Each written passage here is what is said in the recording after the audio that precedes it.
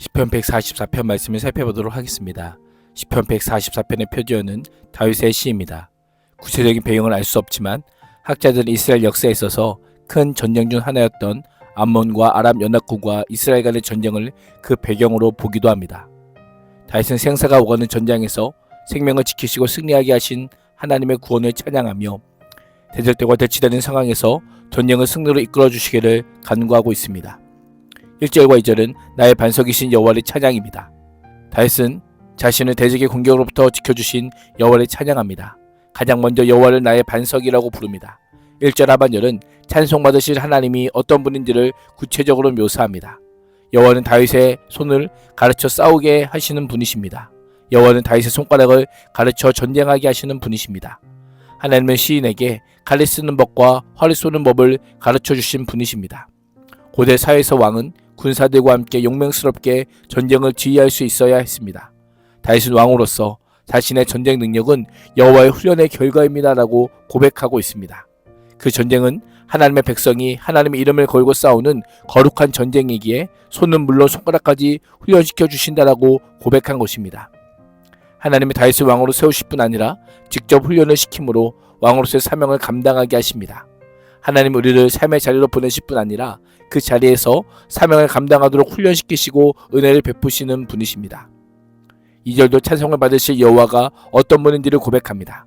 다윗은 여호와는 나의 사랑, 나의 요새, 나의 산성, 나를 건지시느니 나의 방패라고 하며 내가 그에게 피하였고 그가 내 백성을 내게 복종하게 하시는 분이다라고 노래합니다. 다윗은 1인칭 소유격 대명사인 나의 나름 편을 반복하여 사용하므로 하나님과 자신을 가깝게 밀착시킵니다. 하나님과 구체적인 교제와 경험, 관계의 친밀성을 강조하고 있습니다. 가장 먼저 언급한 사랑은 헤세드입니다. 헤세드는 언약관계 안에서 하나님의 백성들을 신실하게 한결같이 보호하시고 지키시는 하나님의 사랑, 실패하지 않는 하나님의 사랑을 강조할 때 사용하는 표현입니다. 3절과 4절은 사람이 무엇이기에입니다. 다윗은 하나님 앞에 자신이 어떤 존재인지를 고백하므로 하나님의 은혜가 자신의 의나 행위에 의한 것이 아니라 오직 주권적인 하나님의 은혜임을 찬양합니다. 여호와여, 사람이 무엇이기에 당신이 그를 그렇게 생각하여 주십니까? 인생이 무엇이기에 이토록 생각하여 주십니까? 라고 묻습니다. 나를 넘어 보편적 인간에 대한 하나님의 행하심을 묵상하고 있습니다. 사람은 헛것 같다라고 합니다. 헛것이란 공허, 숨, 공기, 텅 빔이라는 의미로 성경에서는 인생의 덧없음과 연약함을 상징합니다. 사람이 대단한 것처럼 보여도 하나님의 큰 한숨에 순간적으로 신속하게 사라지는 연약한 존재요, 죽을 운명을 가진 일시적인 존재입니다. 아무것도 아닌 자입니다. 사람의 일생은 사라지고 지나가는 그림자와 같습니다. 다윗처럼 우리 또한 일생을 숨이고 안개와 같은 인간이지만 우리를 두루 생각하시는 하나님, 깊이 생각하시는 하나님께 감격하며 하나님의 선하심을 부각시키며 감사에 고백하는 삶을 살 수 있기를 축복합니다. 5절에서 8절은 구원을 청하는 기도입니다. 다윗은 하나님이 얼마나 높으신 분인지를 묘사합니다. 언약의 이름 여호와를 부르며 하늘을 드리고 강림하시기를 구합니다. 하늘에서 내려오시며 산들을 만지시며 바다와 연기를 뿜어내게 하시기를 간구합니다. 들이우다라고 하는 표현은 활을 늘어뜨릴 때 사용합니다. 하나님께서 활을 늘어뜨리시듯이 활실을 당기듯이 하늘을 늘어뜨려 땅에 닿기를 바랍니다. 출애굽기 19장에서 하나님께서 시내산에 강림하실 때 영광과 위엄으로 충만한 장면을 떠올리게 합니다. 그때 영광이 다시 나타나기를 간구한 것입니다. 번개를 번쩍여서 원수들을 흩으시고라는 표현을 통해 하나님의 심판의 결과 직면하게 될 적들의 비참한 운명을 번개에 맞아 그 형체를 알아볼 수 없을 정도로 완전히 파괴된 물체에 비유합니다. 활을 쏘아서 원수들이 허둥지둥 당황스럽게 하시고 대적자들이 멸해 달라는 것입니다. 7절에서부터는 위로부터 주의 손을 펴사 나를 큰 물과 이방인의 손에서 구원하시고라고 간구합니다. 그들의 입은 거짓말을 말하고 그들의 손은 거짓의 오른손이기 때문입니다.